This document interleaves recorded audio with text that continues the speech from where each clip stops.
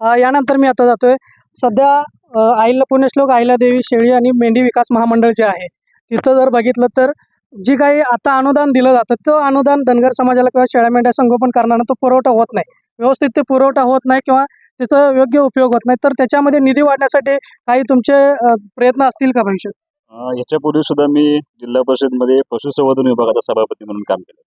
त्यावेळेला सुद्धा आपण ज्या योजना आणल्या होत्या त्या शेळ्या मेंढ्यांसाठी आपण जिल्हा परिषदेच्या स्वीनिधीमधून योजना आणल्या होत्या. त्याचाही लाभ देण्याचा त्यावेळेला खूप प्रयत्न झाला. पण तुम्ही जे आता अपेक्षा व्यक्त केली वास्तव त्याचं खरं आहे की त्यांना अजून त्या धनगर समाजाच्या लोकांना जी मेंटल लोक आहेत त्यांना ह्या विषयाचं अनुदान वाढीव अनुदान मिळालं पाहिजे. यासाठी आपण सर्वांनी प्रयत्न करायला पाहिजेत. निश्चितपणे त्या सगळ्या मागण्या मी आदरणीय मुख्यमंत्री एकनाथजी शिंदे साहेबांच्या कानापर्यंत पोहोचून त्या पूर्ण करून घेण्याची जबाबदारी आम्ही 100% पूर्ण करू. मी मार्केट कमिटीच्या सगळ्या लोकांचं पहिल्यांदा अभिनंदन ह्या गोष्टीचं करेन की एका मेंढपाळाचा सत्कार ज्या माणसानं कष्ट घेतले आणि खूप मोठी किंमत, त्या किमतीपेक्षा सुद्धा त्यांचं प्रेम बघा तुम्ही. म्हणजे 40 लाखाला दर आला, आता हे साहेबांनी 51 लाखाला मागितले, पण त्यांचं प्रेम आज सुद्धा ते म्हणतात की काजू बदाम घातलं तरी माझ्यावरचे उपकार पेटणार नाही. हे प्रेमच त्यांना इथं पण घेऊन आले. अतिशय देखण्या मेंढ्या, म्हणजे कुणालाही पटण्यासारखं नाहीये. 5 मेंढ्या 19 लाखाला मी जवळपास 4 लाख रुपये एका मेंढीला किंमत आली. आणि हे खरं मार्केट कमिटीनं एक प्रातिनिधिक स्वरूपात सत्कार घेतलाय. खूप मोठा बाजार इथं भरतोय.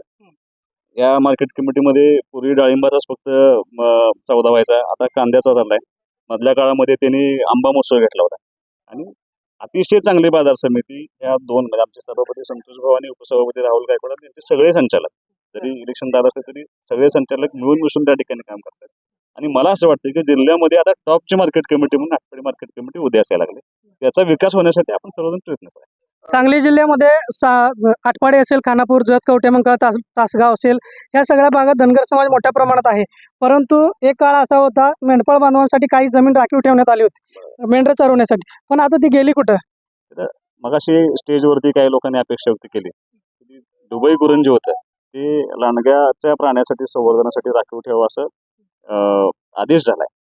खूप सेन्सिटिव्ह विषय आहे. पण मला असं वाटतं की त्याच्यापेक्षा सुद्धा आमच्या मेंढपाळांना त्याचा मदत झाली पाहिजे. आणि ते वास्तव असं आहे की त्या सगळ्या मेंढपाळांना आमच्या ते चरण्याच्या ज्या व्यवस्था पूर्वी होत्या त्याच व्यवस्था आता सुद्धा असणं गरजेचं आहे. पूर्वंपारपासून जी जिथं चरई चालू होती तिथं चरई चालवण्यासाठी आपण शासन दरबारी 100% प्रयत्न करूया. कारण अत्यंत संवेदनशील विषय आहे. कारण हा एका ठिकाणी राहणारा मेंढपाळ नाही, आमचा सगळीकडेच करत असतो. पण आपल्याच भागामध्ये ती जर सोय झाली तर निश्चितपणे त्यांची थोडीशी भटकंती कमी होऊ शकते आणि आपल्या इथले त्यांची व्यवस्था होऊ शकते. आता अलीकडच्या काळामध्ये मेंढपाळ बांधव किंवा त्यांची जी पुढची पिढी आहे ते हा व्यवसाय स्वीकारायला तयार होत नाही. म्हणजे त्यांच्या जे उणीव आहेत, त्यांचे जे काही प्रश्न आहेत ते निश्चितपणानं मार्गी लागलेले नाहीत. काय सांगा? 100% बरोबर आहे. जर नवी पिढी, आता त्यात 2 बदल आहेत.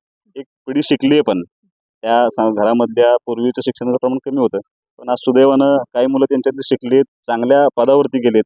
मेंढपाळ जरी असले तरी सुद्धा काही लोक आज अधिकारी होत आहेत. चांगल्या शिक्षण नोकरीला त्या ठिकाणी मुलं प्राधान्य देतात. पण मला असं वाटतंय की घरातल्या काही लोकांनी तरी हा व्यवसाय परंपरा जपली पाहिजे, टिकवली पाहिजे. आणि जर ते फेल्युअर होत असेल तर आमचं अपयश आहे. जबाबदारी स्वीकारून त्या लोकांसाठी जेवढं काही शासनाच्या माध्यमातून करता येईल ते करायला पाहिजे. आज हा मेंढपाळ व्यवसाय आहे तो एका समाजापुरता मर्यादित राहिला नाही. सर्व समाजातील समाज बांधव आहेत तो हा व्यवसाय करतायत. तर या संपूर्ण मेंढपाळाला कशा प्रकारे उद्याचं तुम्ही प्रतिनिधित्व करणार, कशा पद्धतीने न्याय देणार? नाही, 100%. कारण आता पूर्वी फक्त धनगर समाज ह्या मेंढपाळ करत होता, पण आज आपण बघतोय की अनेक बऱ्यापैकी सगळे लोक ह्याच्यामध्ये आता उतरत आहेत. आणि मला असं वाटतंय की आपल्या भागामध्ये पूर्वी पाण्याची कमतरता होती. आज सुदैवानं पाणी फिरल्यामुळं त्याचं प्रमाण वाढत चाललंय. आणि आज मुलांना त्याच्यामध्ये थोडासा फायदा दिसत असल्यामुळं तो फायदेशीर व्यवसाय आहे. त्याच्यामुळं सगळ्या समाजातील मुलं यामध्ये आज सहभाग घेत आहेत. आणि मला असं वाटतंय की आटपाडी हे त्याचं सेंटर व्हावं. कारण बाजार खूप मोठा होतो एवढ्यापुरतच मर्यादित न राहता की माडगाळ जात असेल किंवा आमच्या आटपाडीतल्या देशी जाती असतील, या सगळ्या जाती मेंढ्यांच्या त्या चांगल्या प्रमाणात चांगल्या पद्धतीने इथं वाढल्या पाहिजेत, टिकल्या पाहिजेत.